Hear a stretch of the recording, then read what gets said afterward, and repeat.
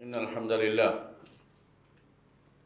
نحمده ونستعينه ونستغفره ونعوذ بالله من شرور أنفسنا ومن سيئات أعمالنا من يهده الله فلا مضل له ومن يضلل فلا هادي له وأشهد أن لا إله إلا الله وحده لا شريك له وأشهد أن محمدا عبده ورسوله يا أيها الناس اتقوا ربكم الذي خلقكم من نفس واحدة وخلق منها زوجها وبث منهما رجالا كثيرا ونساء واتقوا الله الذي تساءلون به والأرحام إن الله كان عليكم رقيبا يا أيها الذين آمنوا اتقوا الله حق تقاته ولا تموتن إلا وأنتم مسلمون يا أيها الذين آمنوا اتقوا الله وقولوا قولا سديدا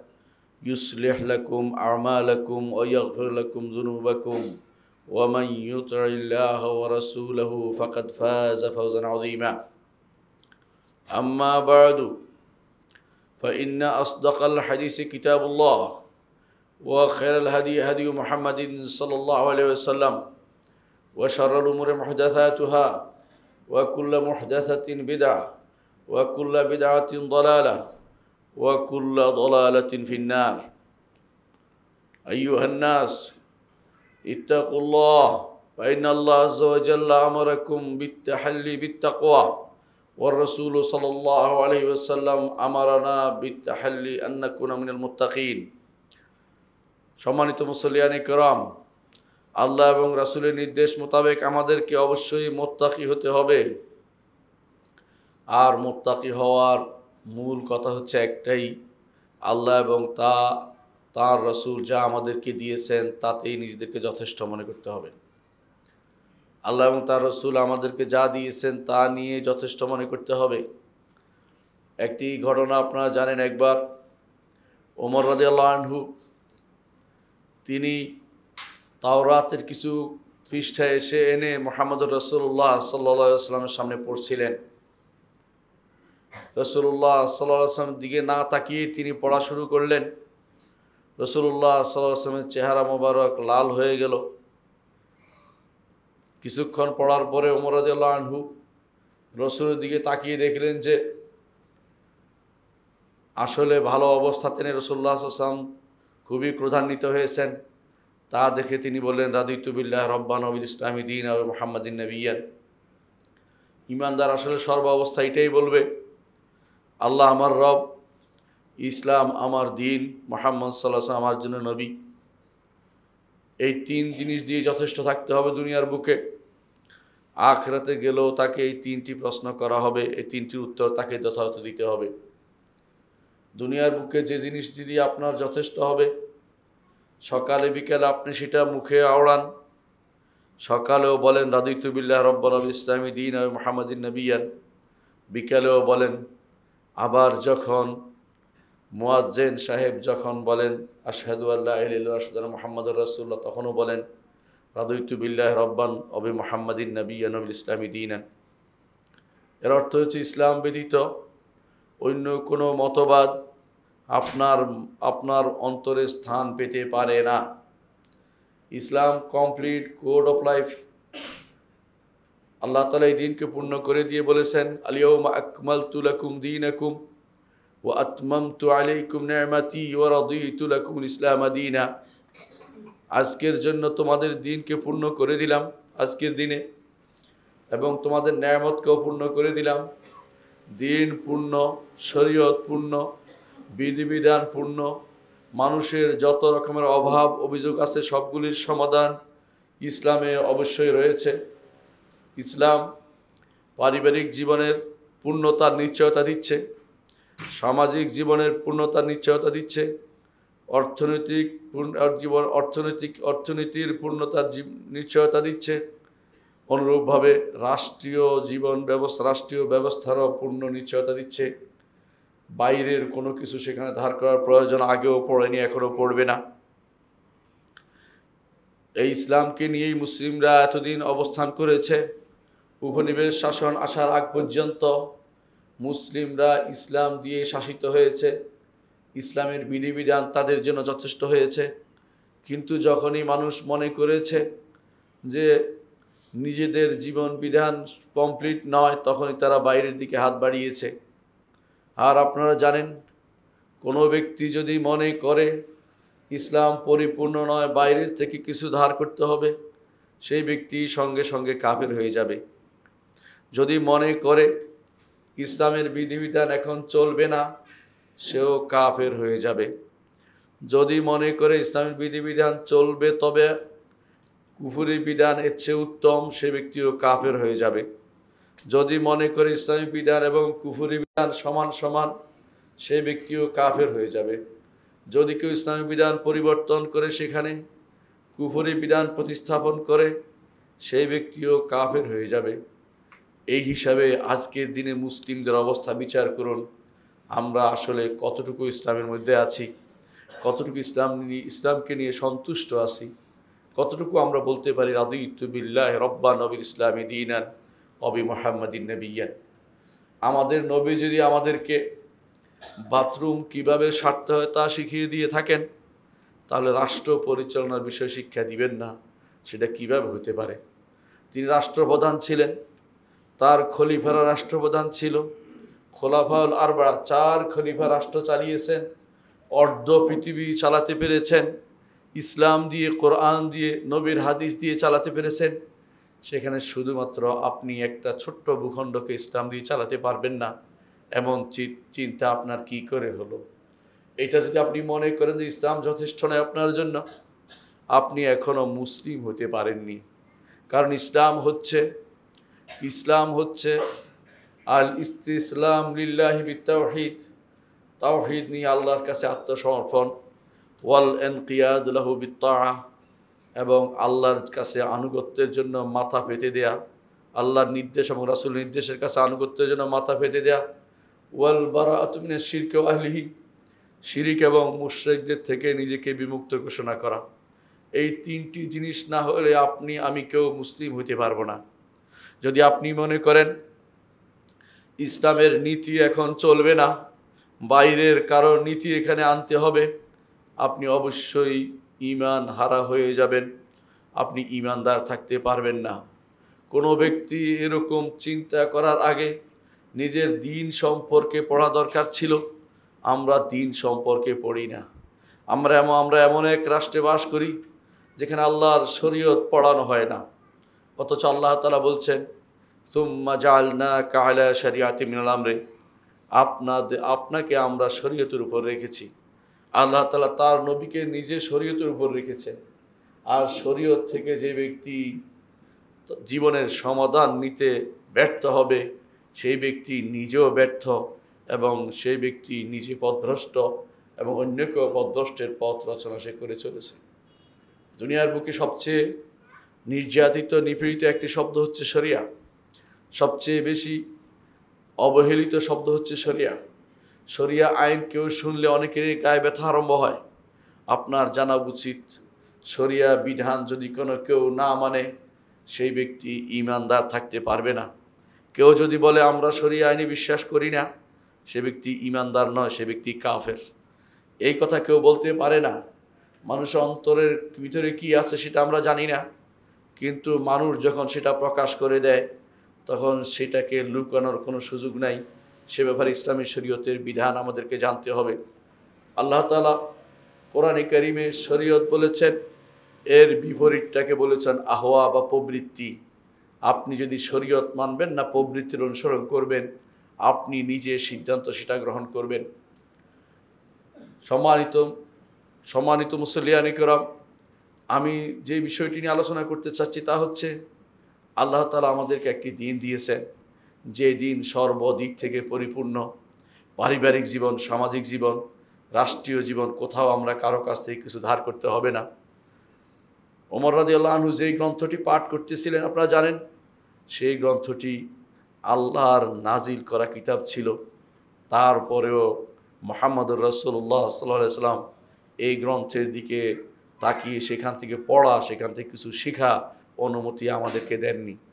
এর অর্থ হচ্ছে, ইসলাম আসার পরে কোরআনে করিম নাজিল হওয়ার পরে, মুহাম্মদুর রাসূলুল্লাহ সাল্লাল্লাহু আলাইহি ওয়াসাল্লাম আগমনের পরে অন্য কোনো তথ্য, এমনকি যদি শোনো সেটা যদি আল্লাহর দেয়া কোনো বিকৃত কোনো কিতাবও হয়, অথবা আল্লাহর দেয়া পূর্ববর্তী কোনো কিতাবও হয়, তাও আমাদের জন্য রহিত। সেখান থেকেও কোনো কিছু সংগ্রহ করার অনুমতি আমাদের নেই। যদি তাই হয়, আল্লাহর দেয়া কিতাব থেকে, যে কিতাব আগে ছিল আল্লাহরই বাণী, কোনো সন্দেহ নেই, সেখান থেকেও আমরা কিছু নিতে আমরা অনুমতিপ্রাপ্ত নই। এবং মুহাম্মদুর রাসূলুল্লাহ সাল্লাল্লাহু আলাইহি ওয়াসাল্লাম ওমরকে ধমক দিয়ে বলেছিলেন, মুতাহাউওয়িকুন ইবনুল খাত্তাব, ইবনুল খাত্তাব পেরেশান হয়ে যাচ্ছ? ওয়াল্লাহি, আল্লাহ শপথ করে বলছি, আল্লাহ তাআলা এই দ্বীনকে পূর্ণ করে দিবেন। আল্লাহ তাআলা এই দ্বীনকে পূর্ণ করে দিয়েছেন এবং এই দ্বীনের উপরে 1300 বছর 1400 বছর পর্যন্ত মুসলিমরা তাদের সমস্ত জীবনের প্রতিটি ক্ষেত্রে ইসলামকে প্রতিষ্ঠা করতে পেরেছে, বাইরের কোনো হস্তক্ষেপ ছাড়া, বাইরের কোনো নীতি সেখানে আমদানি করা ছাড়াই তারা চলতে পেরেছে। তাহলে এখন কেন বাইরের কিছু আনতে হবে? এটা মূলত আমাদের ঈমানি দুর্বলতা। যদি ঈমান যদি শক্ত হতো, আমরা যে বুঝতে পারতাম যে এটাই আমাদের ঈমানি দুর্বলতা, অবশ্যই আমরা আল্লাহর দ্বীনের দিকে ফিরে আসতাম। আমরা অনেক কিছু করতে চাই, কিন্তু ঈমানটা শক্ত করতে চাই না। ঈমান আকীদার কথা বললে অনেকের গায়ে জ্বলা আরম্ভ হয়, কিন্তু তারা তো বুঝে না যে ঈমান আকীদা শক্ত হলে মানুষ দৈনন্দিন জীবনে কত বেশি ঈমানদার হবে। তাদের জীবনে অনেক আইন করা লাগবে না। ঈমান আকীদা শুদ্ধ হলে সলাতের জন্য আইন করা লাগবে না, পিতামাতার ভরণ পোষণের জন্য আইন করা লাগবে না, মানুষের জীবনে হানাহানি মারামারি নিরোধ করার জন্য আইন করা লাগবে না। কারণ একটি ঈমান মানুষকে এই সমস্ত কাজ থেকে বাধা দিবে। ওমর ইবনুল খাত্তাব রাদিয়াল্লাহু আনহু আবু বকরের পক্ষ থেকে মদিনাতে তিনি একবার বিচারক নিয়োগপ্রাপ্ত হয়েছিলেন। মদিনাতে 6 মাস বসেছিলেন, একজনও বিচারের জন্য আসেনি। কারণ তাদের ঈমান তাদেরকে অপরাধ কর্ম করতে তাদেরকে বাধা দিয়েছিল। সেই জন্য তাদের সেখানে সেই সমাজ হয়েছিল যেই সমাজে কোনো অপরাধ কর্ম অনুষ্ঠিত হয়নি। ঈমান যদি আপনার থাকে, ঈমান যদি শক্তিশালী হয়, রাতের অন্ধকারে আপনি মনে করবেন আমার রব আমাকে দেখছেন, দিনের বেলাও মনে করবেন আমার রব আমাকে দেখছেন, মানুষের ভিতরে লোক সমাগমে মনে করবেন আমার রব আমাকে দেখছেন, একাকী হলেও মনে করবেন আমার রব আমাকে দেখছেন। মানুষের সম্পদে হাত বাড়াবেন না, জীবনের অন্য জায়গাতেও আপনি অন্যায় করবেন না। হারাম যদি এসে যায় পাগল হয়ে যাবেন কীভাবে বাঁচার জন্য, তওবা ইস্তেগফারের জন্য পাগল হয়ে যাবেন। ওই নারীর মতো হবেন যেই নারী বারবার মুহাম্মদুর রাসূলুল্লাহ সাল্লাল্লাহু আলাইহি ওয়াসাল্লামের কাছে এসে বলেছেন, ইয়া রাসূলুল্লাহ তাহহিরনি, আল্লাহ রসুল আমাকে পবিত্র করুন। রাসূলুল্লাহ সাল্লাল্লাহু আলাইহি ওয়াসাল্লাম বললেন, তোমার পেটের সন্তান যতক্ষণ বের না হচ্ছে তোমাকে পবিত্র করতে পারছি না, তুমি মারা গেলেও তোমার সন্তানকে আমি মারতে পারি না। চলে যাওয়ার পরে আবার আসছে সেই নারী, সন্তানকে কোলে নিয়ে এসে বললেন, সন্তান বের হয়েছে, আমাকে পবিত্র করুন। এতদিনেও তার তওবার চিন্তা রয়ে গেছে একটি গুনার কারণে, এতদিনেও সে গুনার কারণে তওবা করে যাচ্ছে। আবার এসে বল, ইয়া রাসূলুল্লাহ আমাকে পবিত্র করুন, আমাকে পবিত্র করুন। রাসূলুল্লাহ সাল্লাল্লাহু আলাইহি ওয়াসাল্লাম বললেন, এই বাচ্চা যতক্ষণ দুধ ছাড়া না হচ্ছে তোমাকে পবিত্র করা যাচ্ছে না। নিয়ে চলে গেল। আবার আসলো, বাচ্চা যখন হাতের মধ্যে একটি রুটি দিয়ে দেখানো হলো বাচ্চা এখন রুটি খেতে পারে, আমাকে পবিত্র করুন। মুহাম্মদুর রাসূলুল্লাহ সাল্লাল্লাহু আলাইহি ওয়াসাল্লাম তখন তাকে বিভিন্নভাবে পরীক্ষা করে সেই শর্ত পূরণ হওয়ার পরে তাকে পবিত্র করার ঘোষণা দিলেন। এবং এটাই ছিল এমন, এই কারণ হয়েছিল তার ঈমান ছিল শক্তিশালী। তারা মনে করতেন যে একটি অন্যায় মানে আখিরাতকে বরবাদ করে দেয়া, আখিরাতের বরবাদের যে কোনো জিনিস থেকে তারা দূরে থাকতেন।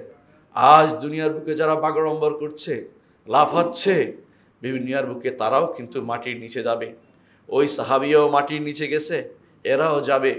এরা দুনিয়াকে আবাদ করে আখিরাতকে বরবাদ করেছে, আর তারা দুনিয়াকে ছেড়ে আখিরাতকে পূর্ণ করেছে। কত পার্থক্য! আপনারাও আজ যারা অনেক কিছু দেশের ভিতরে করবেন, অনেক কিছু করার জন্য ব্যস্ত হয়ে পড়ছেন, এইটা করবেন ওইটা করবেন, আপনারা একবার কি কোনোদিন আল্লাহর শরীয়ত কি জেনেছেন? আল্লাহর শরীয়ত না জেনে আপনি কি বাস্তবায়ন করতে যাবেন? আপনারা কেউ মনে করছেন যে আমরা গণতন্ত্র বাস্তবায়ন করব, কেউ বা অমুকতন্ত্র বাস্তবায়ন করব। গণতন্ত্রের বিরুদ্ধে কথা বলা এখন দোষের হয়ে গেছে। কেউ কেউ তো মনে করে গণতন্ত্রের বিরুদ্ধে কথা বলে, ও তো কত বড় সাহস, মানে এটা যেন একটা অপরাধ হয়ে গেছে। কত বড় দুর্ভাগ্য এ জাতির যে তারা ভালো কাজকে অপরাধ বিবেচনা করছে। বাইরের এ সমস্ত জিনিস হচ্ছে জাহিলিয়ত, এগুলি হচ্ছে মূর্খতা, এগুলি হচ্ছে ঈমান বিরোধিতা, এগুলি হচ্ছে শরিয়া বিরোধিতা, এগুলি হচ্ছে আমাদের আখিরাত বরবাদ করার কারণ।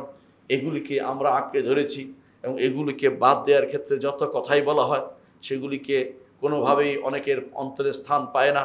যার অন্তরে মারদ, আল্লাহ তাআলা তাদেরকে বলেছেন ফি কুলুবিহিম মারদ ফাযাদাহুমুল্লাহু মারাদা, তাদের অন্তরে রোগ রয়েছে, এই জন্য আল্লাহ তাআলা তাদের অন্তরের রোগকে আরও বাড়িয়ে দিয়েছেন। অন্তরের রোগ যদি আপনি মুক্ত না হতে পারেন, উপরে যত রকমের ওষুধ ঢালেন কাজ হবে না। অন্তরের রোগটাকে আগে পরিচ্ছন্ন করতে হবে, অন্তর রোগ থেকে মুক্ত হতে হবে। অন্তর রোগ আমার ভিতরে রয়ে গেছে যদি এরকম থাকে, আপনি দুর্ভাগা। আল্লাহ তাআলা কোরআনে কারীম বলেছেন জান্নাতে শুধু তাদেরকে আল্লাহ তাআলা জায়গা দিবেন, ইল্লা মান আতাল্লাহ বিকলবিন সালিম, যেই ব্যক্তি কালবে সালিম নিয়ে আল্লাহর দরবারে উপস্থিত হবে সেই ব্যক্তি শুধুমাত্র জান্নাতে প্রবেশ করবে। ইয়াউমা লা ইয়ানফাউ মালুন ওয়ালা বানুন, সম্পদও কাজে লাগবে না, সন্তানও সেদিন কাজে লাগবে না। নিজেকে নিয়ে চিন্তা করুন, সারা দেশের বাংলাদেশের পুরো মানুষকে নিয়ে আপনি পারবেন না, নিজে বাঁচতে পেরেছেন কিনা সেটা চিন্তা করুন। আল্লাহ তাআলা বলছেন কু আনফুসাকুম ওয়া আহলিকুম নারা, নিজেকে বাঁচাও, পরিবারকে বাঁচাও। কু আনফুসাকুম ওয়া আহলিকুম নারা, নিজেকে বাঁচাও, নিজের পরিবারকে বাঁচাও। যার পরিবার নাই সে নিজেকে বাঁচাবে, যার পরিবার আছে নিজেকে বাঁচাবে, পরিবারকে বাঁচাবে। এই দুটি বড় কর্তব্য। যার যত বড় পরিবার তাকে সে ততটুকু বাঁচানোর চেষ্টা করবে। আপনি যদি কোনো মসজিদের ইমাম হন, আপনার অধীন যে সমস্ত মানুষগুলো আসে, যারা নামাজে আসে না বা আসে, সবাই আপনার মহল্লার উপর আপনার দায়িত্ব রয়েছে, তাদেরকে গুনাহ থেকে বাঁচানোর আপনার দায়িত্ব রয়েছে। আপনি যদি কোনো রাষ্ট্রপ্রধান হন, পুরা রাষ্ট্রের কোথাও যদি কোনো কুফরি হয়, কোথাও যদি শিরিক হয়, এর জন্য আল্লাহ আপনাকে জবাবদিহি করতে হবে, আল্লাহর কাছে জবাবদিহি করতে হবে। আর আপনি নিজেই যদি কোনো সে কুফরি বাস্তবায়ন করেন, তাহলে অপেক্ষা করুন, আল্লাহর পাকড়াওর জন্য অপেক্ষা করুন। আপনি মনে করেছেন আজ কিছু দুনিয়া থেকে হয়তো আপনি বেঁচে যাবেন বিভিন্ন কর্মকাণ্ড দিয়ে, আখিরাতের পাকড়াও থেকে আপনি বাঁচতে পারবেন না। যাদেরকে আপনি পথভ্রষ্ট করেছেন বেগাইরে ইলমিন, আল্লাহ কোরআনে কারীম বলেছেন ওয়ালা ইয়াহমিলুন্না আওজারান ওয়া আওজারাম মা আওজারিহিম, তারা কিছু বোঝা বহন করবে এবং আরও কিছু বোঝা বহন করবে। নিজেদের বোঝা সহ সারা বাংলাদেশের মানুষের বোঝা বহন করতে কে রাজি আছেন? কে রাজি আছেন গুনার বোঝা নিয়ে আরেকজনের বোঝা নিজে বহন করবেন? কেন আরেকজনের বোঝা আমি বহন করতে যাব? যে গুনার কাজটি যদি ভালো কাজ করেন সওয়াব পাবেন, কিন্তু গুনার কাজ যদি আপনি রচনা করেন, অন্যায় কোনো কিছু আপনি অনুমোদন দেন, আপনি অপেক্ষা করুন। দুনিয়ার বুকে হয়তো আমরা বললে আপনি শুনবেন না, আখিরাতের দরজায় প্রতিটি জায়গায় আপনাকে সেটার জন্য জবাবদিহি করতে হবে। কবর আযাব রয়েছে, হাসরের মাঠের শাস্তি রয়েছে, এরপরে জাহান্নাম আপনার জন্য অপেক্ষা করছে। যদি না তওবা করে এখনো ফিরে আসুন, আল্লাহ তাআলা তওবার দরজা উন্মুক্ত রেখেছেন, তওবার দরজা উন্মুক্ত রেখেছেন। একজন মানুষের মৃত্যুর আগ মুহূর্ত পর্যন্ত সে তওবা করতে পারে, মৃত্যুর বড় নিঃশ্বাস এসে গেলে আর তওবা কবুল হয় না। তেমনি ভাই পশ্চিম দিগন্তে সূর্য উঠলেও আর তওবা কবুল হয় না। এর আগ পর্যন্ত তওবা আমাদের জন্য আল্লাহর পক্ষ থেকে বড় নেয়ামত। কারণ বনি আদম ভুল করে, উত্তম ভুলকারী হচ্ছে ওই ব্যক্তি যে ব্যক্তি আবার আল্লাহর কাছে ফিরে আসে। রাসূলুল্লাহ সাল্লাল্লাহু আলাইহি ওয়াসাল্লাম আমাদেরকে তার দ্বীন আঁকড়ে ধরতে বলেছেন। দ্বীনের ছোট বড় কোনো কিছু পরিত্যাগ করার কোনো অনুমতি নেই। দ্বীনের সামান্যতম কোনো কিছুকে করার শরিয়া বিরোধী হলে সেটা করার অনুমতি নেই। আজ বিশ্বের বাইরের লোকদের সমর্থন পেয়ে, বাইরের লোকদের প্রভাবিত হয়ে, অথবা তাদের কাছে নিজেকে তাদের বন্ধু সাজানোর জন্য আল্লাহর দ্বীনকে যারা অবজ্ঞা করছেন, আল্লাহর দ্বীন থেকে দূরে সরে যাচ্ছেন, শরীয়ত থেকে দূরে সরে যাচ্ছেন, শরীয়তকে পড়ানোর ব্যবস্থা করছেন না, প্রতিটি বিশ্ববিদ্যালয়ে শরিয়া ডিপার্টমেন্ট খুলছেন না, শরিয়া অনুষদ করছেন না, তথাকথিত ইসলামিক স্টাডিজ নাম দিয়ে সামান্য কিছু পড়ানোর ব্যবস্থা করছেন। এক হিজলা জাতি তৈরি হচ্ছে, না দ্বীন বুঝছে না শরিয়া বুঝছে। আল্লাহর বিধান সম্পর্কে অজ্ঞ থেকে যাচ্ছে। যদি পরীক্ষা করি, এই মসজিদের ভিতরে এই 10 জন মানুষ পাওয়া যাবে না যারা আল্লাহর শরীয়ত সম্পর্কে বুঝে। এই মসজিদ নয়, অনেক সময় পুরো মহল্লাতে একজন ফকিহ পাওয়া যায় না, একজন জ্ঞানী মানুষ পাওয়া যায় না যাকে শরীয়তের বিধান সম্পর্কে জিজ্ঞাসা করা যায়। ইচ্ছাকৃত সেটা করা হচ্ছে। অনেক বিশ্ববিদ্যালয় আপনি পাবেন যেখানে 50 ঊর্ধ্ব বা 100 ঊর্ধ্ব বিভাগ খোলা হয়েছে, কিন্তু আল্লাহর বিধান জানার জন্য কোনো বিভাগ খোলা হয়নি। ইসলামী ফিকহ নামে যে জিনিসটা ইসলামের মূল সম্পদ, ইসলামী বিধান যাতে পড়ানো হয়, সেটা পড়ানোর জন্য কারো কোনো মাথা ব্যথা নেই। কারণ তারা চায় মানুষ এমন একটি জাতিতে পরিণত হবে, হমুর হবে, গাধা হবে, আর গাধার উপরে সবচেয়ে বড় গাধা যেটা, সেটা তখন রাজত্ব করবে। তারা সেটাই চাচ্ছে। যেমনিভাবে আগেকার লোকেরা মানুষদেরকে, আগেকার শাসকরা মানুষদেরকে আফিয়ন দিয়ে তাদেরকে মাদক দিয়ে তাদেরকে বুঁদ করে রাখতো, যাতে করে জাতিসমূহের উপর তাদের কর্তৃত্ব খাটাতে পারত। যুবকদেরকে ধ্বংস করে দিত এই আফিমের বুঁদ দিয়ে। আজকে তারা বিভিন্ন জাহালত দিয়ে, মূর্খতা দিয়ে, বিভিন্ন রকমের সার্টিফিকেট দিয়ে অমুক বিষয়ে সার্টিফিকেট পাচ্ছে। ওই বিষয়ে হয়তো কোনো দিন তার জীবনে কোনো দিন লাভ হবে না।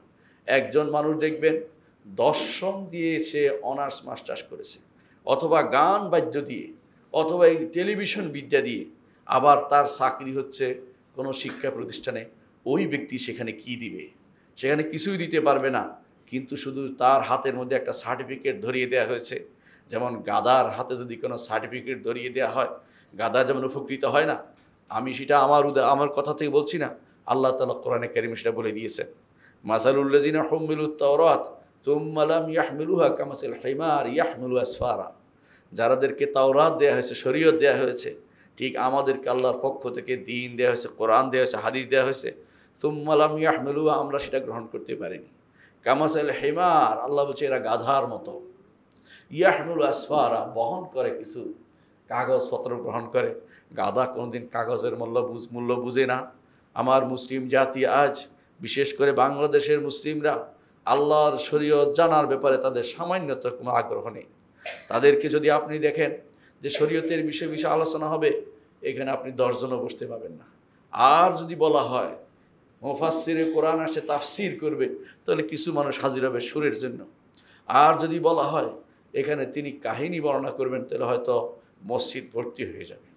এই কাহিনী, এই সিস্টেমটা ইসলামে ছিল না। এই কাহিনী সিস্টেম পাক ভারতীয় উন্মেষ।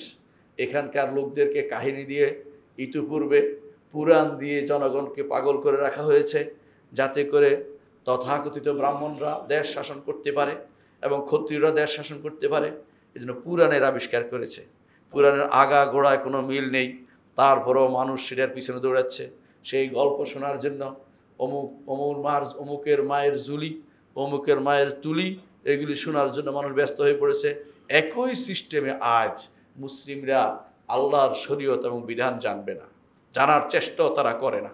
তারা সেই সমস্ত জিনিস পছন্দ করে, বস্তা পচা, যেগুলি শরীয়তের কোনো, আল্লাহর দ্বীন বিরোধী, যেগুলির সাথে ইসলামের কোনো সম্পর্ক নেই, সেগুলো দিয়ে এক মিথ্যা একটি শ্রেণী তৈরি করা হয়েছে, এমন একটা জাতি তৈরি করা হয়েছে।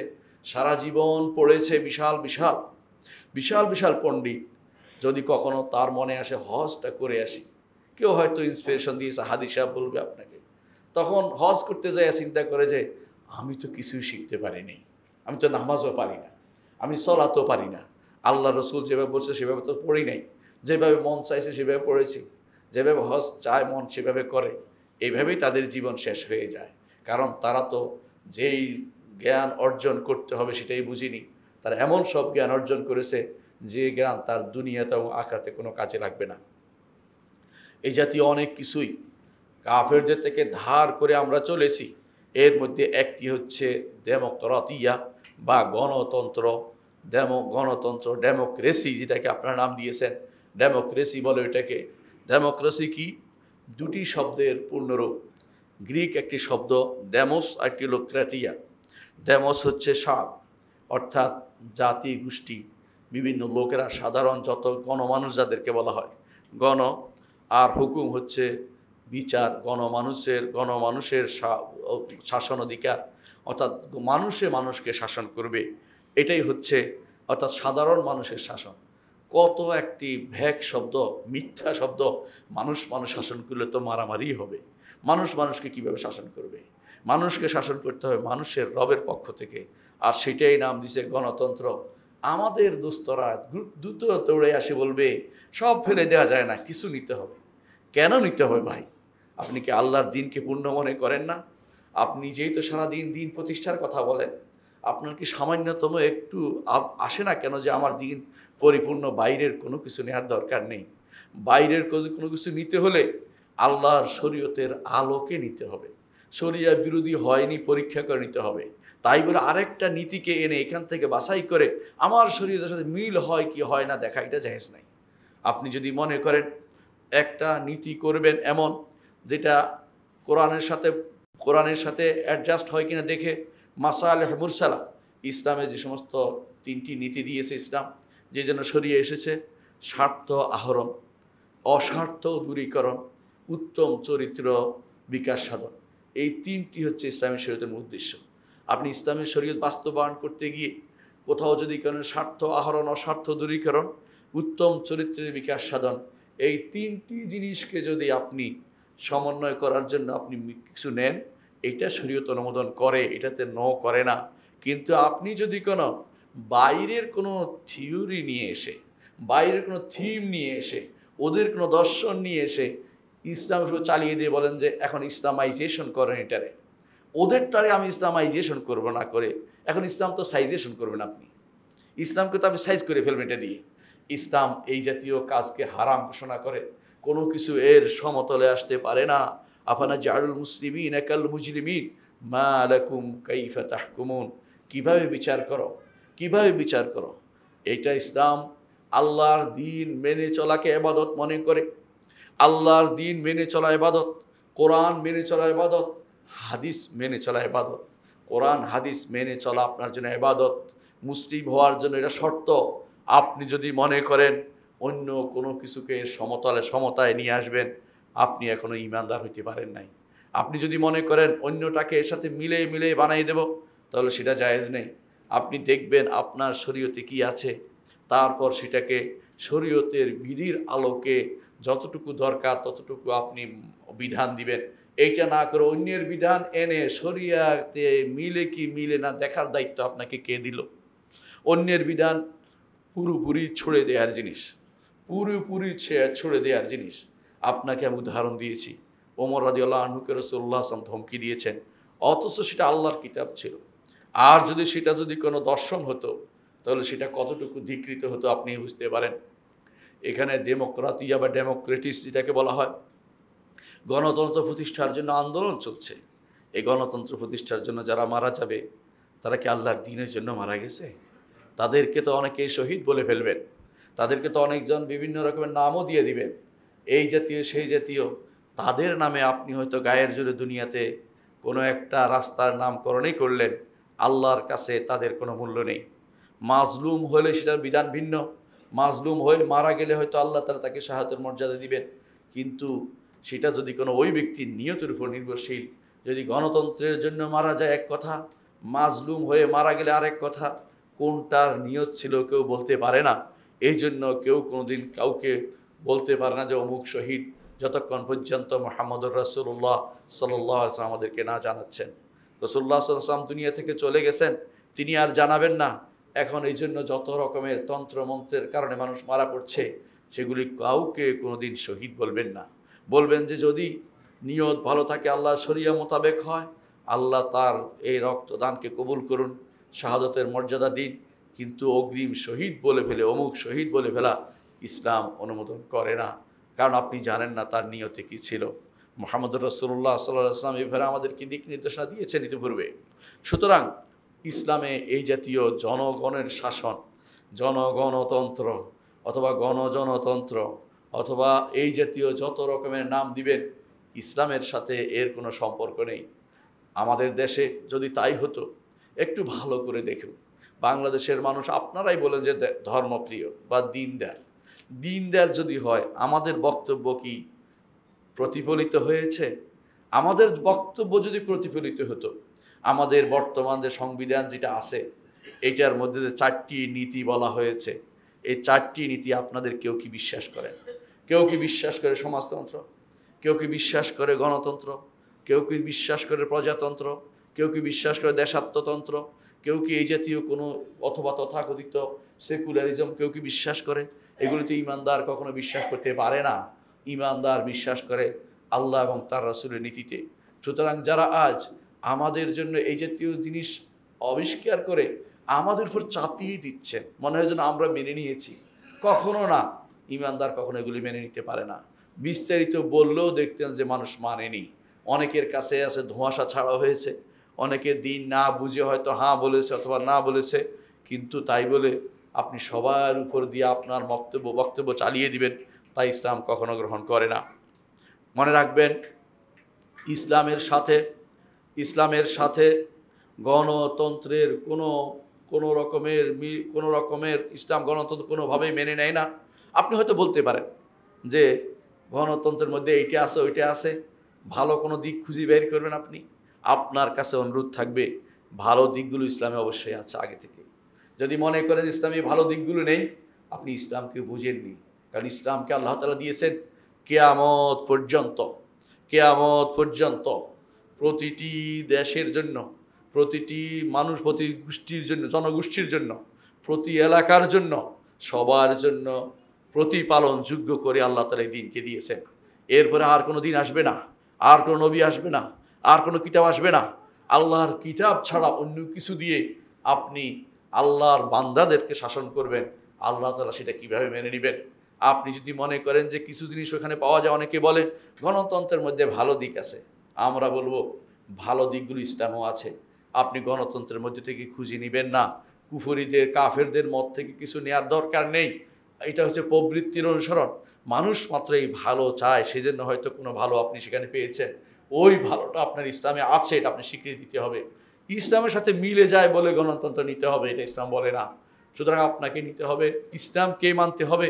কোথাও যদি ম্যাল প্র্যাকটিস হয়ে থাকে, ভুল কোনো প্র্যাকটিস থাকে, সেটাকে তাড়িয়ে দিতে হবে।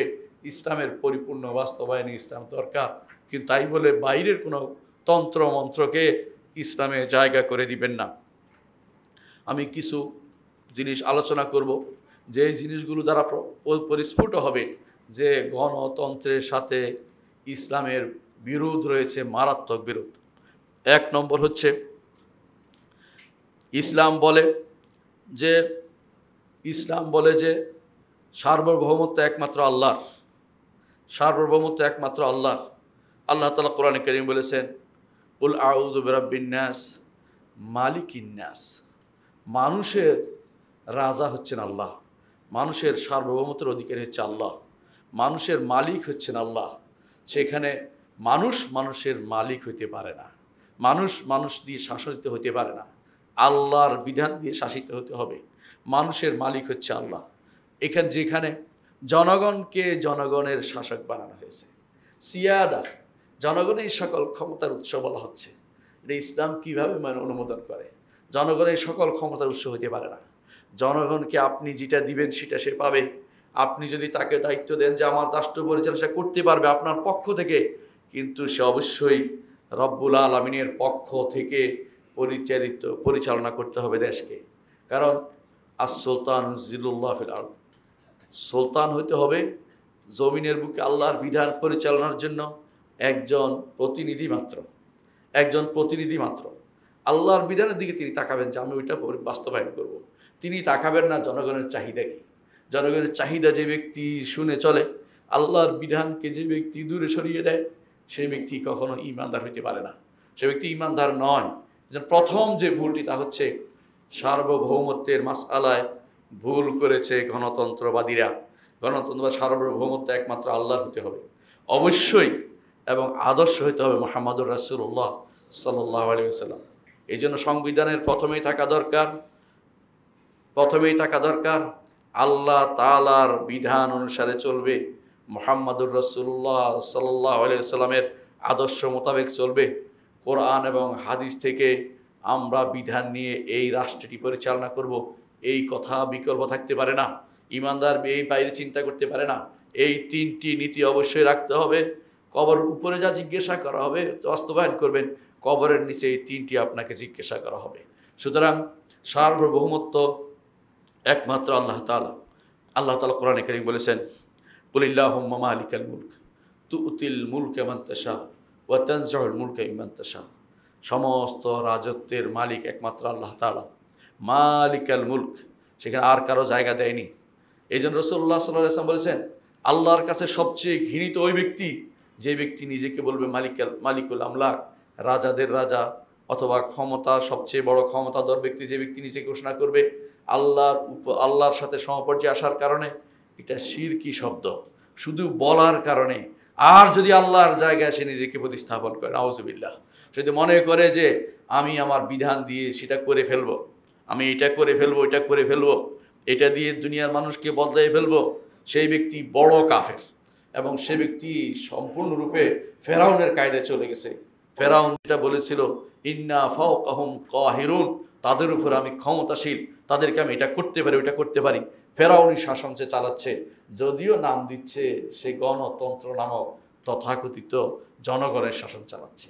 জনগণের শাসন, জনগণের আকাঙ্ক্ষা বাস্তবায়ন নয়, আল্লাহ তাআলার বিধানকে বাস্তবায়ন করতে হবে। জনগণের আকাঙ্ক্ষা আল্লাহ শরিয়া মোতাবেক হতে হবে। জনমানুষের আকাঙ্ক্ষা আপনি চলতে পারবেন না।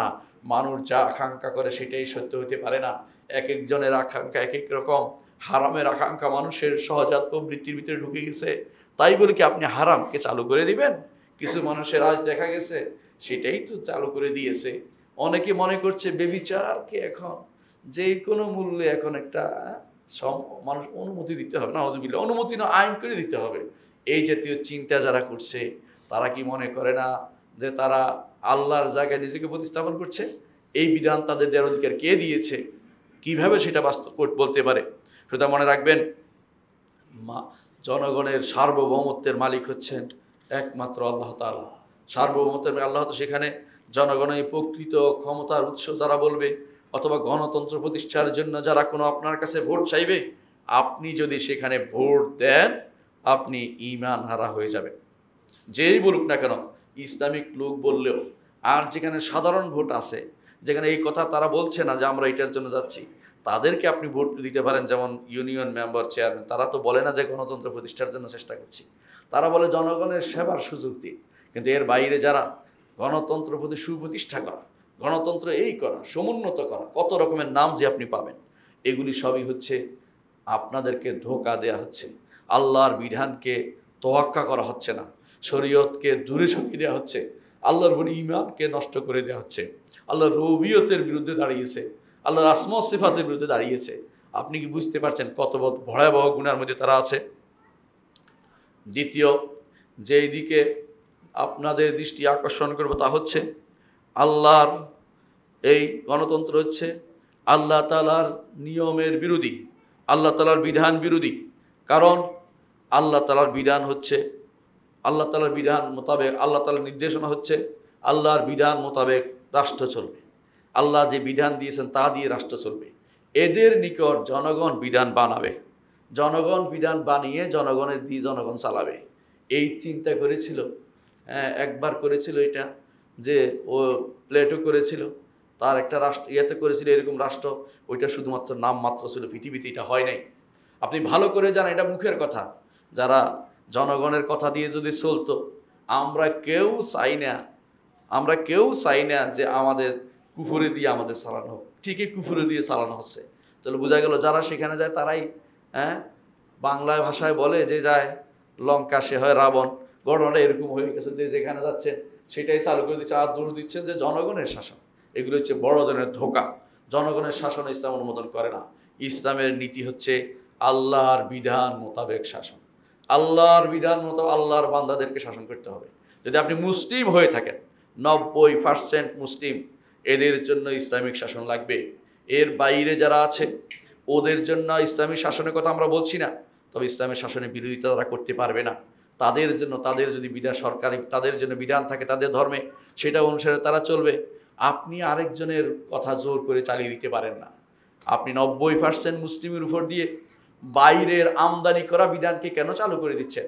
আমার বিধান তো আছে, কোরআন এবং সুন্নাতে আমার বিধান আছে, সেটাকে আমার জন্য বাস্তবায়ন করতে হবে। কোনো দিনেই যারা বলে থাকে জনগণ শাসন করে না, হোমরা চোমরারা যাইয়া যা করে সেটা আমাদের কথা নয়, সেটা নিজেদের ভুল অন্যায়কে তারা বাস্তবায়ন করার জন্য এই জাতীয় মিথ্যা কথা তারা চালু করে দিয়েছে।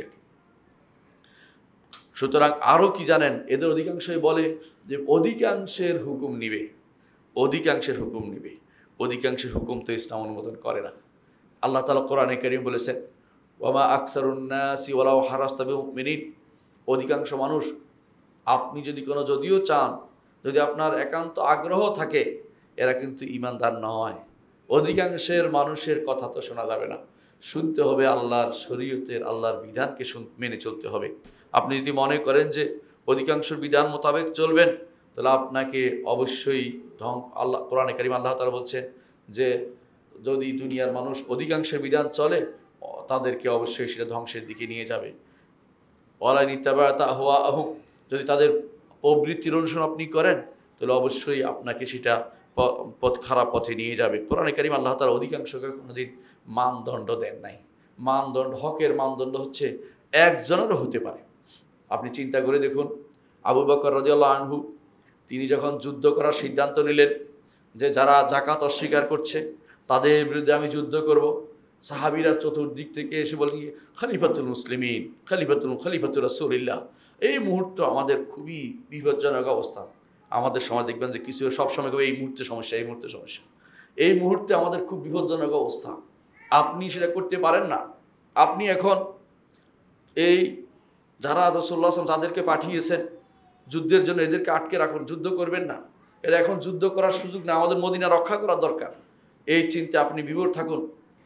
আবু বকর রাদিয়াল্লাহু বললেন, ওয়াল্লাহি লা উকাতিলান্না মান ফাররাকা বাইনা সালাতি ওয়া যাকাত, আল্লাহ শপথ করে বলছি, আমি অবশ্যই যুদ্ধ করব সালাত এবং যাকাতের মধ্যে যারা পার্থক্য করে। আজ সালাত আর যাকাত নাই ভাই, সালাতও নাই যাকাতও নাই। আগে তারা সালাত পড়তো, যাকাত দিত না বলেই যুদ্ধ করেছে। আজ সালাতও পড়ে না, যাকাতও দেয় না, কিছুই করে না, শরিয়া মানে না, তারপরেও আমরা খুব শান্তিতে আছি। আমরা একেবারে মুসলিম, খাঁটি মুসলিম। ওরে বাবারে, বাংলাদেশের ইসলামের যে জয় জয়কার চলছে, মিছিল আর মিটিং দিয়ে সেটা দেখাতে হবে, সেটা দিয়ে আমাদের লং মার্চ করে দেখাতে হবে যে আমরা বড় মুসলিম। অথচ ফজর নামাজ পড়ছে কিনা খোঁজ নিয়ে দেখেন, কয়জন মানুষ ফজর নামাজ পড়েছে, সেটার খোঁজের কোনো দরকার নেই। কারণ সালাত এবং যাকাতের মধ্যে পার্থক্যের কারণে আবু বকর যুদ্ধ করেছে, সবার কথার বিরুদ্ধে গিয়ে আবু বকর যুদ্ধ করেছে। এবং ওমর রাদিয়াল্লাহু বললেন, তার সাথে আমি এবারে অনেক তর্ক করেছি, শেষে আমি বুঝেছি আবু বকর হকের উপর ছিলেন। একজন মানুষ হকে থাকতে পারে, দেখতে হবে কার পক্ষে শরীয়তের দলিল আছে। কত মানুষে বলছে এটা বড় কথা নয়, যদি শরিয়ার বিরোধী না হয় তখন পরামর্শ হতে পারে, সেই পরামর্শ নিতে বাধ্য নন, শরিয়া অনুসারে চলতে হবে, সেটাই মাথায় রাখতে হবে। এই জন্য যদি কেউ বলে যে অধিকাংশের মত আমি নিব, আমি কয়েকটা উদাহরণ দেবো যে অধিকাংশের মত যদি অনেক সময় দেখা যায় অধিকাংশের মত প্রকৃতি বিরোধী হয়, মানব প্রকৃতির বিরুদ্ধে, তারপর অধিকাংশের মত দিয়ে কি আপনি বৈধতা দিবেন? কখনো সেটা হইতে পারে না। অনেকে আছে এই যে বেবিচারকে বৈধতা দেওয়ার জন্য ব্যস্ত হয়ে পড়ছে, বেবিচারকে শিল্প নাম দিচ্ছে, বেবিচারীকে বড় ধরনের স্টার নাম দিচ্ছে। এগুলিকে আপনাকে সুন্দর করে তোলা হচ্ছে, হারামকে জুইয়িনা লাহুম, তাদেরকে সুশোভিত করে আল্লাহ যেভাবে বলছেন, বা জুইয়িনা লাহুম সু আমালিহিম, খারাপ আমলকে জুইয়িনা লাহুম, তাদের জন্য সুশোভিত করে দেয়া হচ্ছে। এটা ইসলাম, এটা ফেতরাতের বিরোধী, মানুষের ফেতরাত বিরোধী। আবার দেখা যাচ্ছে কেউ যাদেরকে এখন নতুন দেখলাম একটা কি বের হয়েছে, নারীর জন্য কি একটা বের হয়েছে, ওইটার জন্য এই অধিকার। আবার দেখা গেল যে এইটার মধ্যে বলছে বেবিচারী যে সমস্ত নারী আছে ওদেরকে নাকি কর্মী নাম দিতে হবে, ওদের নাকি কর্ম, মানে এদের কাজ করে খায়, ওই কাজ করে খায় দিলে ওই নারীদেরকে আগে দিতে হবে যারা এগুলো নিয়ে আসছে। নাউজুবিল্লাহ। এই জাতীয় তথ্য যারা দেয় তাদের অন্তরের মধ্যে রোগ আছে কি? সন্দেহ আছে? সন্দেহ থাকতে পারে না। এর অন্তরের মধ্যে আছে বক্রতা, ফাযাদাহুমুল্লাহু মারাদা। এদের সমস্যা হচ্ছে এদের পারিবারিক জীবন ধ্বংস হয়ে গেছে, ওদের স্বামীরা ওদেরকে কোনোদিন গ্রহণ করে নাই, স্বামীদের সাথে ওরা অপকর্ম করে বেরিয়েছে, অপকর্ম, অধিকাংশই অপকর্মকারী, এদের স্বামীদের খোঁজ পাইবেন না কোনো দিনই। এই জন্য দেখবেন যে ওরা যেহেতু দেখেছে আমার লেজ কাটা গেছে, সারা বাংলাদেশের মুসলিম মেয়েদের লেজ কেটে দেব, পুরুষদের শেষ করে দেব, এই চিন্তা ভাবনা করে এই জাতীয় প্রস্তাব তারা দেয়। এই জাতীয় প্রস্তাব কোনো ইমানদার মুখ থেকে বের হতে পারে না। যারা এই জাতীয় প্রস্তাব দিয়েছে তারা আমাদের কারো প্রতিনিধিত্ব করে না, শরিয়ার প্রতিনিধিত্ব করে না। আপনি কাদের থেকে নেবেন, আপনি সিদ্ধান্ত নেন আল্লাহর বিরুদ্ধে চলবেন কিনা। যত মানুষ আল্লাহর বিরুদ্ধে চলেছে ইতিহাসের আস্থা করে নিক্ষিপ্ত হয়েছে, আল্লাহর দিনের কোনো ক্ষতি হয়নি। আল্লাহর দিন থাকবে। আপনি আল্লাহর দিনকে নিয়ে বড় হবেন নাকি আপনি জাহান্নামে যাওয়ার জন্য নিজেকে প্রস্তুত করবেন, আপনি সিদ্ধান্ত নেবেন। আপনাকে আমরা জোর করে কিছু বলতে পারছি না, আপনাকে শুধু বলার দায়িত্ব বলে ফেলছি। বুঝে দেখুন আপনি কোনটা নেবেন। আপনার সিদ্ধান্ত গ্রহণের দায়িত্ব আপনার রয়েছে। আপনাকে যারা ক্ষমতায় বসিয়েছে তারা কি আপনার কাছে এটা চেয়েছে? কাদের মাধ্যমে আপনি কি বাস্তবায়ন করছেন, কাদেরকে খুশি করছেন, আপনি চিন্তা করে দেখুন। সম্মানিত মুসল্লিয়ান ইকরাম, এভাবে অনেকের মধ্যে দেখা যাবে যে এখন যে আইনটা আছে মারাত্মক আইন, এটা হলো পরস্পর যদি বোঝাপড়ার মাধ্যমে কেউ অবস্থান করে তা নাকি জিনা ব্যভিচার হবে না। এটা কত বড় প্রকৃতি বিরোধী কথা। এই আইন কখন করা হলো? এই আইন কি জনগণের থেকে, এই আইনের পক্ষ থেকে কথা হয়েছিল? আপনাদের জনগণের কথা আপনাদের বলছে, জনগণের থেকে নাকি আপনারা জনগণ চালান? কোন জনগণ এই প্রস্তাব দিয়েছে? কারা এটা বাস্তবায়ন করছে? বাইরের দেশে আইন হয়, আপনি সেটাকে বাস্তবায়ন করেন। আপনি কি জানেন না আপনার জাতি সেটা গ্রহণ করবে না? আপনার মতো অনেক অমুক জাতি সেটা দস্তখত করে নাই, সিদাওতে দস্তখত করে নাই অনেক রাষ্ট্র। আপনি সেটা কেন দস্তখত করলেন? এটা বাধ্যতামূলক ছিল না, আপনি সেটা বাধ্যতামূলক করে নিচ্ছেন কেন? আপনার জাতিকে আপনি ধোঁকা দিচ্ছেন, আপনার গোষ্ঠীকে আপনি ধোঁকা দিচ্ছেন। আপনি তথাকথিত কুফরিকে একদম আইনের সাথে দিয়ে কুফরিকে বাস্তবায়ন করার চেষ্টায় আছেন। আল্লাহর উপর ঈমান যদি আপনার থাকতো, যদি সংবিধানের প্রথম মূলনীতি হইতো আল্লাহর উপর ঈমান, মুহাম্মদ রাসূলুল্লাহ সাল্লাল্লাহু আলাইহি ওয়াসাল্লামের আদর্শ এবং কোরআন এবং হাদিস থেকে নেহা বিধান দিয়ে চালাবো, আপনি কেউ এ কথা বলতে পারতো না। প্রত্যেকে শয়তানগুলো ঘরে ঢুকে যেত। আপনি শয়তানকে ভালো করে আশ্রয় দিচ্ছেন। আপনি আল্লাহর বিধানকে বাস্তবায়নের জায়গাতে রোগকে, আপনি যেখানে রোগকে বন্ধ করা দরকার ছিল, রোগকে বেশি করে উস্কে দিয়েছেন। রোগকে বন্ধ করা দরকার, যে অংশ ক্যান্সার হয়ে কেটে ফেলা দরকার, এটা না করে ক্যান্সার উপরে আরও ক্যান্সার তৈরি করে দিচ্ছেন। আপনি কি আল্লাহর শরীয়তকে এভাবে চান? এটা যদি কেউ করে, আল্লাহ তাআলার কাছে যাওয়ার জন্য অপেক্ষা করুন। দুনিয়ার বুকে আমরা আপনাকে জানাচ্ছি, যদি এর বিপরীতটা করেন আল্লাহর কাছে আপনাকে জবাবদিহি করতে হবে। আপনাকে জানিয়ে দেওয়া আমাদের দায়িত্ব, জানিয়ে দিলাম। এরপরে কি হবে সেটা আপনি বুঝবেন। আপনার রবের সাথে আপনার সম্পর্ক কেমন করবেন আপনি সিদ্ধান্ত নেবেন।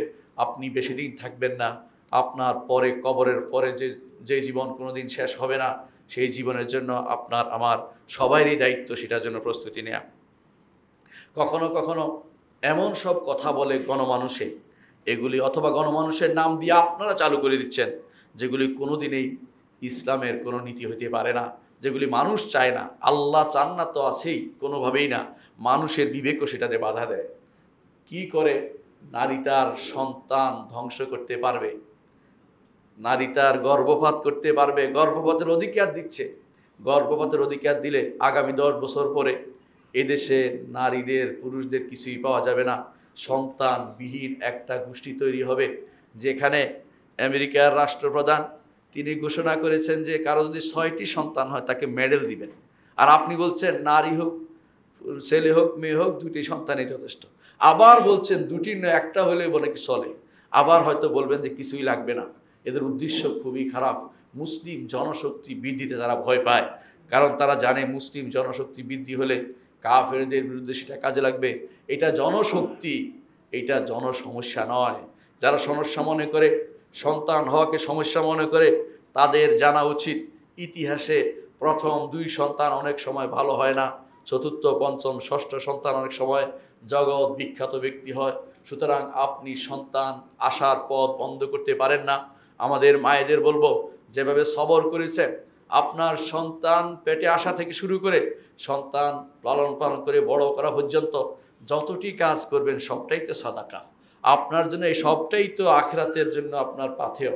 আপনি সেগুলি যদি কোনো দোষ মনে করে, কান্নাকে ক্ষতিকর মনে করে, তাদের জ্ঞানকে খারাপ লাগে, আপনি এখনও মুসলিম নারী হইতে পারেন নাই। আপনি মুসলিম নারী আদর্শ আপনার মধ্যে নেই, আপনি মুসলিম নারী হওয়ার চেষ্টা করুন। আপনার ঘরকে আল্লাহ তাআলা আপনাকে বাছাই করেছেন, আপনি বাইরে হাঁটতে পছন্দ করছেন, এই জন্য সন্তান থাকলে বাইরে যেতে পারবেন এই চিন্তা করছেন। আপনি কি জানেন আপনার রব বলছেন ওয়াকারনা ফি বুয়ুতিকুন্না ওয়ালা তাবাররাজনা তাবাররুজাল জাহিলিয়াতুল উলা ওয়াকারনা ফি বুয়ুতিকুন্না, তোমাদের ঘরে তোমরা অবস্থান করো। আপনি বাইরে হাঁটার জন্য, তথাকথিত মানুষের কাছে বাহাবা পাওয়ার জন্য, কিছু মানুষের কাছে নিজেকে নিজেকে নিজেকে তুলে ধরার জন্য যে তিনি আধুনিকা বলার জন্য, অথবা আপনি অনেক বেশি আলোকিত মানুষ জ্ঞানী বলার জন্য আপনাকে বিভ্রান্ত করা হচ্ছে। আপনার সেটা যত তাড়াতাড়ি বুঝবেন তত ইসলামের মধ্যে তাতে কল্যাণ রয়েছে। আবার অনেকে দেখা যায় সমকামিতাকে প্রমোট করার চেষ্টা করছেন। সমকামিতা এটা এত গভীরে ঢুকে গেছে বাংলাদেশের, কল্পনার বাইরে। আপনি কি জানেন বিশ্ববিদ্যালয়ের সময় গোপনে গোপনে, ইতিপূর্বে এখন না ইতিপূর্বেই গোপনে গোপনে আইন পাশ করে সমকামীদের জন্য বিশেষ কোটার ব্যবস্থা করেছে। কোটা বিরোধী যারা আন্দোলন করে তাদেরকে স্মরণ করে দিতে চাই, সব জায়গায় কোটা যদি না থাকে এখানে কেন কোটা থাকবে? এইখানে যারা অন্যায় করবে তাদের জন্য কোটা থাকার অর্থ হচ্ছে অন্যায় করারকে প্রশ্রয় দেয়া, এই কাজকে প্রশ্রয় দেয়া। সমকামিতার কারণে আল্লাহ তাআলা একটি জাতিকে ধ্বংস করেছেন। সমকামিতার কারণে আপনি 10 বছর পরে কোনো সন্তান পাবেন না। আপনার সন্তান, আপনার ছেলে যদি মেয়ে হয়ে যায়, মেয়ে যদি ছেলে হয়ে যায়, তাদের দ্বারা আর কিছুই হবে না। আপনার জগৎ শেষ হয়ে যাবে, আপনার সব শেষ হয়ে যাবে। এটা দেখেই বর্তমানে খোদ যেখান থেকে সেটা শুরু হয়েছিল সেখান থেকেই ভিন্ন কথা শুরু হয়েছে যে এটা আর চলতে পারে না, এর বিরুদ্ধে আন্দোলন শুরু হয়েছে। আপনি কিন্তু সেই বস্তা পচা মালটা নেওয়ার জন্য ব্যস্ত হয়ে পড়ছেন। আপনার দেশে এটা বাস্তবায়ন করার চেষ্টা যারা করবে তারাও কাফের। কারা কাফের কোনো সন্দেহ নাই, আল্লাহর বিরুদ্ধে তারা গেছে, তারা কাফের। যারা আইন করবে তারাও কাফের, যারা বাস্তবায়ন করবে তারাও কাফের, যারা গ্রহণ করে নেবে তারাও কাফের।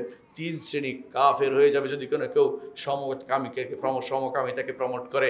বিষয়টা অবশ্যই আল্লাহর শরিয়া মোতাবেক বলছি, নিজের পক্ষ থেকে কোনোদিন যে বানিয়ে কোনো কথা বলছি না। আলেমদের জিজ্ঞাসা করবেন, আলেমরা ঠিক একই কথা বলবে। যদি আপনি সেটা না শুনেন, আপনার মন মতো চলেন, তাহলে আপনাকে অপেক্ষা করুন যে দুনিয়ার বুকেও লাঞ্ছনা রয়েছে। ফামা জাযাউ মান ইয়াফআলু যালিকা মিনকুম ইল্লা খিজিয়ুন ফিল হায়াতিদ দুনিয়া ওয়া ইয়াউমাল কিয়ামাতি ইউরাদ্দুনা ইলা আশাদ্দিল আযাব। দুনিয়ার বুকে লাঞ্ছনা রয়েছে, আপনার জন্য কোনো ভালো কথা থাকবে না, আপনার জন্য ভালো কিছু থাকবে না। অনেক রাষ্ট্রপ্রধান চলে গেছে বাংলাদেশেরই, অনেকে তাদেরকে সুন্দরভাবে বর্ণনা করে। প্রেসিডেন্ট জিয়াউর রহমানকে সবাই ভালোই বলে, কিন্তু আবার অনেক প্রেসিডেন্ট চলে গেছে যার কথা শুনলে অনেকে আসে জুতা দিয়ে মারতে আসে। পার্থক্য তো এখানেই, কারণ আপনি দুনিয়ার বুকে লাঞ্ছিত হবেন, আখিরাতেও আপনি লাঞ্ছিত হবেন। দেখবেন যে আপনি কোনটা প্রমোট করতে যাচ্ছেন।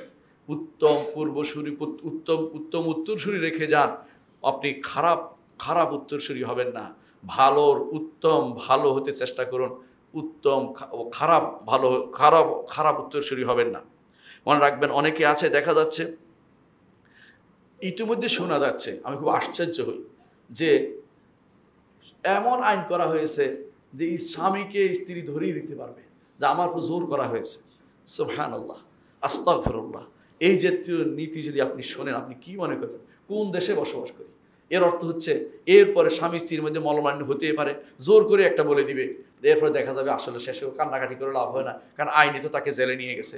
এবং এই জাতীয় নির্যাতন আইনের আরও অন্যায় আইন আপনি করেছেন, সেটা কি? আপনার আইনে এর নাকি কোনো ইয়া নাই, বেল নেই, এর নাকি কোনো রকমের ছাড় নাই। এর অর্থ হচ্ছে স্বামী বেচারা জেলে পড়ে থাকুক, স্ত্রী বেচারা অপকর্ম করে বেড়াক। আপনি চাচ্ছেন দেশটাকে বেশ্যাখানায় পরিপূর্ণ করে দিতে, আপনি অন্যায় দিয়ে ভর্তি করে দিতে চাচ্ছেন দেশটাকে। এই জাতীয় আইন যারা করেছে এরা কাফের। বাস্তবায়ন যারা তারাও কাফের, যারা এই আইন মেনে নিবে তারাও কাফের। কারণ এটি আল্লাহর শরীয়ত মোতাবেক সেটা হইতে পারে না। এই জাতীয় জিনিসগুলো বিবেক বিরোধী, প্রকৃতি বিরোধী। এগুলি আপনারা জনগণের নাম দিয়ে চালু করছেন। কোন জনগণ সেটা বলেছে? আর জনগণ নাম দিয়ে অন্যায় করার সুযোগ তৈরি করে দিয়েছেন। ইসলাম এগুলিকে মানে না, তো আসেই, বিবেকও মানে না, আপনার ফিতরাত স্বাভাবিক প্রকৃতি ওইটা মেনে নিতে পারে না। আপনার কাছে এগুলি শুনলে ঘৃণা আসে। আপনার কাছে কোনো ব্যক্তি যদি কোনো সামান্যত বিবেক থাকে, সেও এটা ঘৃণা করবে। আবার দেখা যাচ্ছে কিছু মানুষ বিয়ে ব্যতীত এমনি অবস্থান করছে, নাম দিয়েছে লিভ টুগেদার, এই জাতীয় আরও কত রকমের নাম দিবে। এইগুলি সব হচ্ছে জিনা, ব্যভিচার। এগুলিকে ভিন্ন নামে চালু করা হচ্ছে। মুহাম্মদ রাসূলুল্লাহ সাল্লাল্লাহু আলাইহি ওয়াসাল্লাম বলেছেন, কিয়ামতের আগে একটা গোষ্ঠী আসবে, ইয়াস্তাহিলুনাল হিরা ওয়াল হারির, যারা জিনাকে হালাল করে দিবে। সেই অবস্থা আমরা দেখতে পাচ্ছি। বেবিচার যদি কোনো পরস্পর মিলেমিশে হয়, আর মিলেমিশে না হলে বেবিচার হবে কেমনে? মিলেমিশেই তো বেবিচারটা হয়। আর বাইরে যদি কেউ জোর করে তো বলাৎকার হয়। যে বেবিচারকে এখন স্বাভাবিক করে দেওয়া হচ্ছে নাম দিয়ে, যে মিলেমিশে হচ্ছে। এই আইন অবশ্যই পরিবর্তন করতে হবে। যেখানে বেবিচার সেখানে আল্লাহর বিধান প্রবর্তন করতে হবে। কোনো বিচারপতি যদি কোনো এই বিচার করে যে এটাকে মেনে নেওয়ার মতো, এইভাবে আমরা পরস্পর মিললে জায়েজ হয়ে যাবে, যেহেতু মনে করেন কোনো বৈধ মনে করেন, সে ব্যক্তি নিজে কাফের। বাস্তবায়ন করলেও কাফের, মেনে নিলেও কাফের। এই তিন জিনিস সবসময় মাথায় রাখতে হবে। আল্লাহর বিধানের বিপরীতে কোনো কিছু বাস্তবায়ন প্রবর্তনও করা যাবে না, বাস্তবায়নও করা যাবে না, মেনেও নেওয়া যাবে না। এটা আমাদেরকে বুঝতে হবে। আবার দেখা যায় কিছু মানুষ আইন করেছে, কিছু মানুষ আইন করেছে কি, যে দাদার সম্পত্তিতে নাতি ছেলেদের মতো সমান ওয়ারিশ হবে। চিন্তা করে দেখুন, আল্লাহর চেয়ে নিজেকে বড় রহমদিল বানিয়েছে। আল্লাহ তাআলা যেটা দেননি, আপনার পছন্দ না হলে এটা মেনে নিতে হবে। অনেক কিছু অপছন্দ হলো আল্লাহর কাছে সেটা পছন্দনীয়। আসা আন তাকরাহু শাইআন ওয়া ইয়াজআলুল্লাহু ফি খাইরান কাসীরা। অনেক কিছু আপনার অপছন্দনীয় হইতে পারে, আল্লাহ তাআলা এর মধ্যে অনেক কল্যাণ রেখেছেন। আপনি কল্যাণ বুঝতে পারেন না, কোথায় কল্যাণ আছে আমার রব জানেন। আলা ইয়ালামু মান খালাকা ওয়া হুয়াল লাতীফুল খাবীর। যিনি সৃষ্টি করেছেন তিনি কি জানেন না? যিনি তো সূক্ষ্মদর্শী, খবর রাখেন সব কিছু। বন্দার নার্ভ কোন দিকে চলবে তিনি তৈরি করেছেন, তিনি সেভাবে পরিচালনা করছেন। আপনি এর বিরুদ্ধে চলে যদি মনে করেন যে আপনি মানুষের প্রতি বেশি রহমদিল, আপনি হচ্ছেন সবচেয়ে বড় আপনি সবচেয়ে বড় গাফেল, সবচেয়ে বড় জাহেল, মূর্খ ছাড়া কিছুই নয়। আল্লাহ তাআলা বলছেন জবে করতে, মোরগ জবে করতে। আপনি বললেন যে জবে করা যাবে না, ইলেকট্রিক শক দিয়ে মারতে হবে। আপনি এই জিনিসটা এখন খুবই প্রচলিত হচ্ছে যে গরু জবাই করে যাবে না, গরুকে শক দিয়ে মারে। বিশেষ করে ইউরোপ আমেরিকাতে সেটা তো প্রচুর পরিমাণে আছেই। এইটাকে অনেকে হয়তো দেশে প্রবর্তন করার চেষ্টা করবেন। মনে রাখবেন, এটা হচ্ছে আল্লাহর দ্বীন বিরোধী সরাসরি শিরক। আল্লাহ তাআলা কোরআনে কারীম বলেছেন, ওয়ালা ইন আতাতুমুহুম ইন্নাকুম লামুশরিকুন। যদি তাদের আনুগত্য করো তাহলে অবশ্যই তোমরা শিরকে লিপ্ত হবে। প্রতিটি বিধানে এরকম, যখনই আপনি অন্যদের আনুগত্য করবেন তখন আপনি শিরকে লিপ্ত হয়েছেন। আর শিরকের অর্থ হচ্ছে আপনার দ্বীন ও দুনিয়া সব বরবাদ হওয়া, এবং আখিরাতে আপনার জন্য জাহান্নাম ছাড়ার কিছু না থাকা। আবার কখনো কখনো দেখা যায় আল্লাহর দ্বীন বিরোধী কিছুর ব্যাপারে এরা আবার একমত হয়ে যাচ্ছে। সংসদের সবাই যদি একমত হয়ে যায় যে সুদ নেয়া বৈধতা দেয়া হচ্ছে, এটা কি হালাল হবে? সংসদের সব যে একমত হয়ে যায় যে এখন থেকে বিয়েতে আমরা এরকম বিয়ে রাখবো না, যে বিয়েতে নারীতে এটা হয়, বরং বিয়ে এমন হইতে পারে তেমন হইতে পারে, এই জাতীয় কথা তো ইসলাম গ্রহণ করার বিয়ের নীতি আছে, স্পষ্ট নীতি আছে। সাক্ষ্য লাগবে, সেখানে ওলির অনুমতি লাগবে, সেখানে অবশ্যই উচ্চারিত হতে হবে, শব্দ উচ্চারিত হতে হবে, আরেকজনের কবুল বলতে হবে, অথবা তার পক্ষ থেকে কবুল বলতে হবে, কেউ নিয়ম নীতি মেনে চলতে হবে। এইটাকে যদি কোনো কেউ বাতিল করে দেয়, সবাই মিলে বাতিল করে দিল, আল্লাহ দরবারে গ্রহণযোগ্য হবে? কখনো না। আল্লাহর বিধানকে যারা এইভাবে দূরে সরিয়ে দিচ্ছে, এরা মনে রাখুক যে আপনি যেটা করছেন এটা আল্লাহর বিধানের সাথে সম্পূর্ণ সাংঘর্ষিক। এই জন্য আমি অনুরোধ করব, অনেক মানুষ না জেনে করে, এরা এক গুনাহ। আর যে ব্যক্তি ইসলামের নাম দিয়ে এটাকে চালু করবে তার বড় গুনাহ, কারণ সে তো মানুষকে ধোঁকা দিচ্ছে। এরা ধোঁকাবাজ বেশি, কারণ ইসলামের নাম দিয়ে আপনি এগুলিকে কীভাবে সমর্থন করতে পারেন?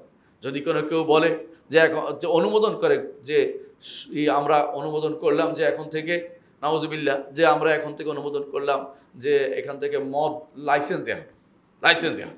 মদের লাইসেন্স দেওয়া বৈধতা নেই। বাংলাদেশের কোথাও মদ লাইসেন্স বৈধতা নেই, বিশ্বের কোথাও দিলেও সেটাও বৈধতা হবে না। খোঁজ যদি আরব রাষ্ট্রগুলি দেয় তাও বৈধতা হবে না। আরব রাষ্ট্রের দিকে আমাদের কোনো আদর্শ না। আমাদের আদর্শ হচ্ছে কোরআন এবং সুন্নাহ।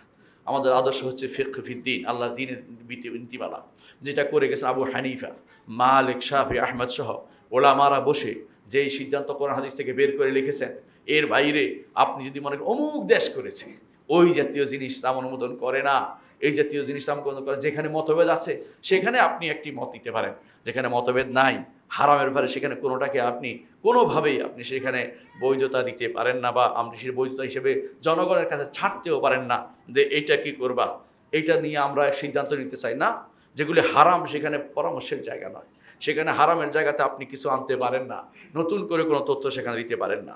আবার কিছু মানুষ আসছে এখন নতুন করে মিরাসের মধ্যে, আল্লাহ তাআলা যে নির্ধারণ করে দিয়েছেন দেয়ার পৃষ্ঠা, 1.5 পৃষ্ঠার মধ্যে মানব জীবনের মৃত্যুর পরে পুরো সমাধান দিয়ে দেওয়া হয়েছে, মাত্র 1.5 পৃষ্ঠা সূরা নিসা।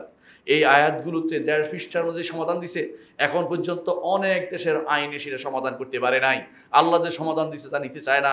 তারা বলতে চাচ্ছে যে মিরাসে নারী পুরুষকে সমান করে দিবে, মিরাসি অধিকার বাদ দিয়ে দিবে, আল্লাহর বিধান শরীয়ত ধর্মীয় বিধানকে বাদ দিয়ে নতুন করে একটা আইন করবে, যাতে করে সমস্ত রাষ্ট্র সমস্ত একরকম চলতে পারে, সব যেন গাধা হয়ে যায়, সব যেন হাইওয়ান হয়ে যায়।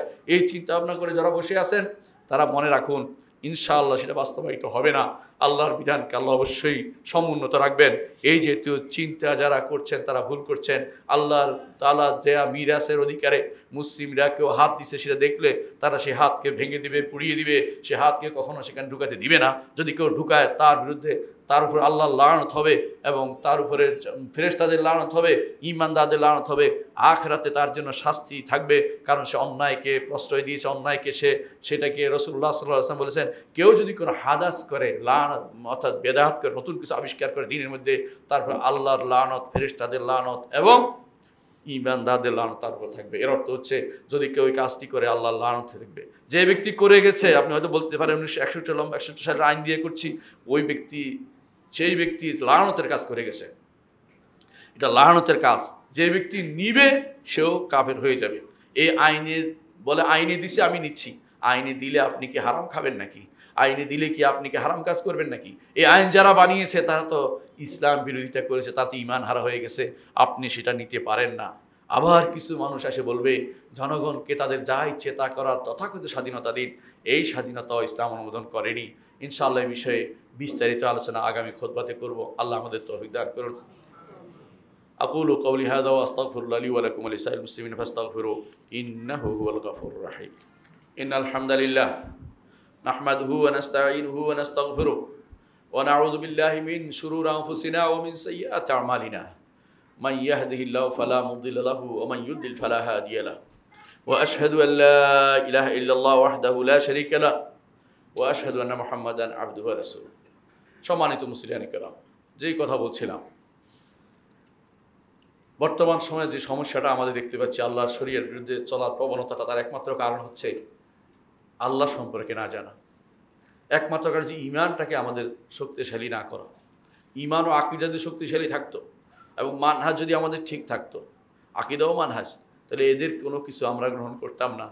প্রত্যেকটি মানুষ যদি ভালো হয়ে যেত, যদি আমাদের রাষ্ট্রপ্রধানরা যদি কোনো ঈমান ও আকীদায় পরিপূর্ণ হতো, আমাদের শাসকরা যদি ঈমানে পরিপূর্ণ হতো, আমাদের সংসদ সদস্য ঈমানে পরিপূর্ণ হতো, আমাদের ইউনিয়ন চেয়ারম্যানরা মেম্বাররা যদি কোনো পরিপূর্ণ হতো ঈমানে, আমাদের দেশ কিন্তু আল্লাহর বিধান প্রবর্তনে কোনো বাধা থাকতো না। মূল সমস্যা হচ্ছে ঈমানকে আমরা মানুষের কাছে পৌঁছাতে পারিনি। ঈমান দিতে চাই না, আমরা অনেক কিছু করতে চাই, আমরা মুফাসসিরে কোরআন হতে চাই, কিন্তু আমরা ঈমানের ধারক বাহক হতে চাই না। আমরা দাঈ আল্লাহ হতে চাই না। আল্লাহর দিকে দাওয়াত না দিয়ে আমরা দলীয় ম্যানিফেস্টো দিকে দাওয়াত দানকারী হয়ে গেছি। এগুলি সব বাদ দিয়ে আল্লাহর দিকে দাওয়াতের জন্য প্রতিটি মানুষের কর্তব্য আমল কিসেকে বাস্তবায়ন করা। প্রতিটি মানুষের দাঁড়ি যা জানে সেটাকে সে দাওয়াত দিতে হবে। কোরআনের আপনি যতটুকু জেনেছেন অতটুকু অর্থ বুঝেন, সূরা ফাতিহার অর্থটাই বুঝিয়ে দেন, আপনি তালবিয়ার অর্থটাই বুঝিয়ে দেন, লা ইলাহা ইল্লাল্লাহ যেটা না বললে ঈমানদার হবেন না এটার অর্থটা বুঝিয়ে দেন, মুহাম্মদুর রাসূলুল্লাহ যা না মানলে ঈমানদার থাকবেন না, সেটা ঈমানদার থাকবেন না, সেই বিষয়টা অন্তত মানুষকে বুঝিয়ে দেন। এই জিনিস কি দাবি করে এটুকু যদি আমরা বলতে থাকি, অনেকের সেটা সহ্য হয় না। আমরা তো সেটাই দাবি করছি, আমরা কারো বিরুদ্ধে করছি না। আল্লাহর বিধানকে তো বলছি, আল্লাহর বিধানটাকে আপনি বুঝুন, শরীয়তটাকে বুঝুন, আকীদাকে বুঝুন, মানহাজকে বুঝুন। আল্লাহ আমাদের বুঝার তৌফিক দান করুন। আল্লাহ ওয়া সাল্লু আলা সাইয়্যিদিল বাশারিয়া মুহাম্মদ ইবনে আবদুল্লাহ